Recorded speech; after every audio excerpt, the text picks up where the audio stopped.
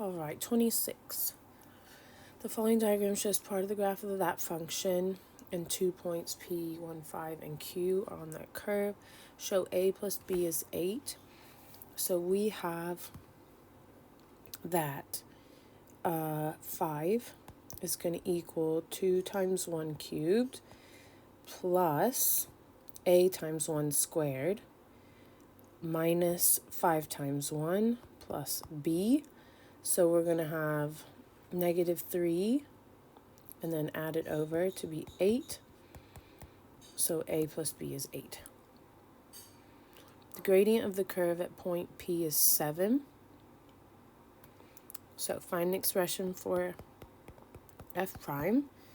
So we've got 6x squared plus 2ax minus 5.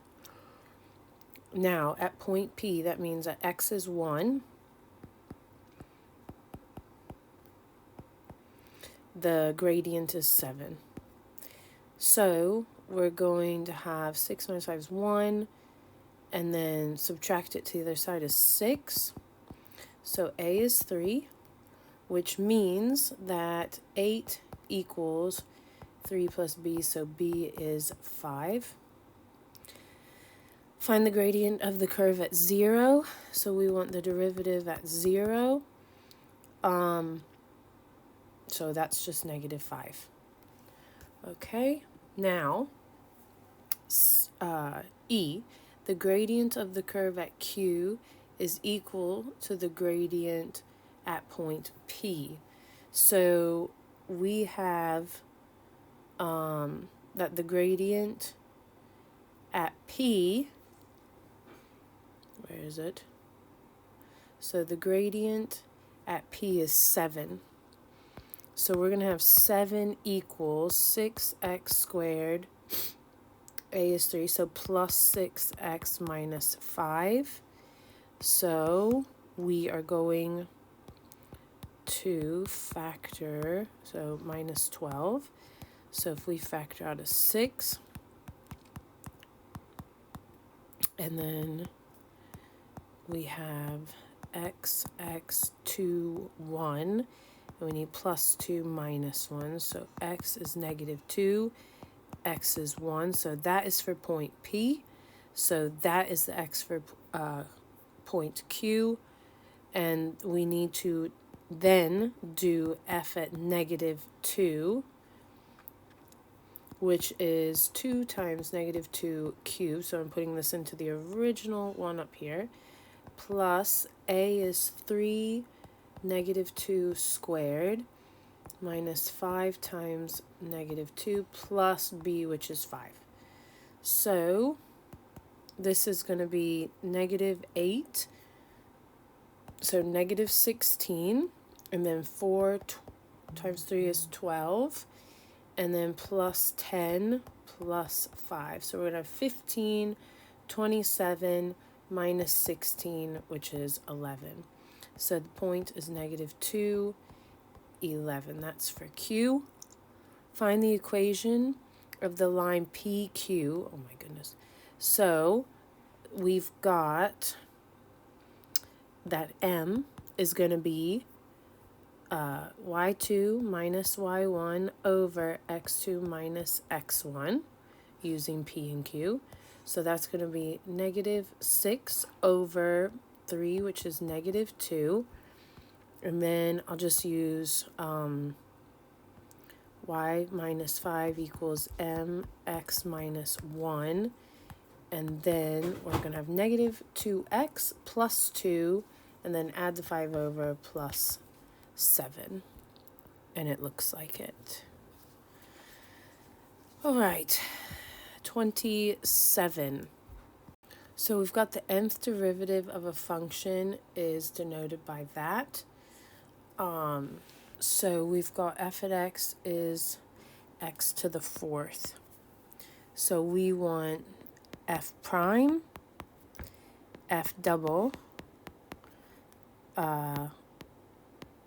like this, the third derivative, and the fourth derivative. So first derivative is 4x cubed. Second is 12x squared then 24x, then 24. So B, same thing. We want G prime, G double prime, third, and fourth. So we are going to have 4x cubed plus 3ax squared plus 2bx plus c. Then we're going to have 12x squared, just doing power rule, plus 6ax plus 2b. Then 24x plus 6a. Then we're going to have 24. C, we've got h is x to the m. Find the value of g to the m in terms of m. All right, so we just kind of have to get a feel for it. So we're going to have m times x to the m minus 1. And then the second derivative is m times m minus 1 x to the m minus 2. And then the third is m times m minus 1 times m minus 2 x to the m minus 3. All right, so you see kind of a pattern going on here. So if we go all the way down to the mth derivative, we're going to have m factorial, because we're going m times m minus 1 times m minus 2 all the way down. And then x to the, see here, it's going to be, we're always subtracting that. So it's going to be m minus m, which is just 0. So x to the 0, which is just 1. So it should just be m factorial. All right, now D. K at x is 1 over x. Show that, okay. So if we write k at x as x to the negative 1, k prime, k double, k triple, and we will end on the fourth. So this is negative x to the negative 2. This is 2x to the negative 3. This is negative 6x to the negative 4. And this is 24x to the negative 5. And we can write that with the denominator x to the 5th. So we've showed that. That's 5 marks. And then guess a formula for k and x, the nth derivative. Okay, so we've got the coefficients. I think we can see the hold on.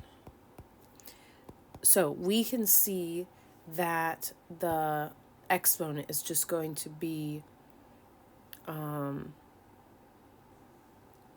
let's see. So we've got the first is negative 2, the second is negative 3, the third is negative 4. So we're going to have the exponent is going to be negative at, let's say, n minus 1. Does that work out? Or plus 1, rather. So if it's the if it's the second derivative, we would do 2 plus 1, which is 3, and then negative that. And if it's the fourth derivative, we want an exponent of negative 5. So 4 plus 1 is 5, and then the negative. Okay? So then we have the x there. And of course, we could write this as over x to the n plus 1. Now, looking at the coefficients, negative 1, then positive 2, then negative 6, then positive 24. So to take care of the negative if you want odd odd derivatives to have negatives, way to write that is -1 to the n. Okay. Yeah, if you wanted even, you'd write to the n plus 1. Okay, so then the thing about the actual numbers, the 1, 2, 6, 24,